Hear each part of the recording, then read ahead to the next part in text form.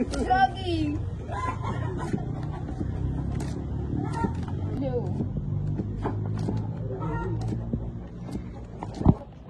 Kerja apa? Grogi deh ini. Halo, dia lu. Ini pinangnya kurang kering, Pak.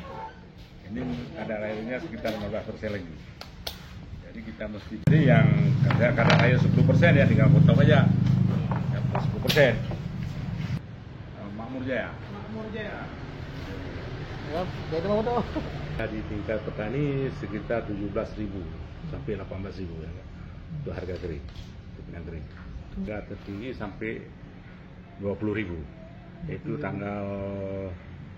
sekitar tanggal 18 beberapa hari yang lalu.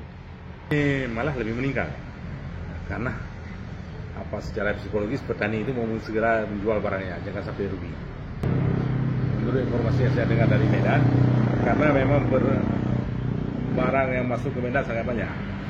Jadi untuk eksportir itu barangnya rata-rata sudah cukup. Seperti ini ada pembelian dari India. Oh, berarti ada Selama ini penjualan ke Pakistan, kalau ada masuk pembelian dari India.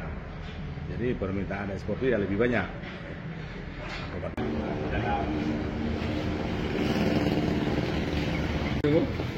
Jom, benar. Ini bro. Dilihat baju. Aduh, lo. Lo baik. Tak pernah ada lagi.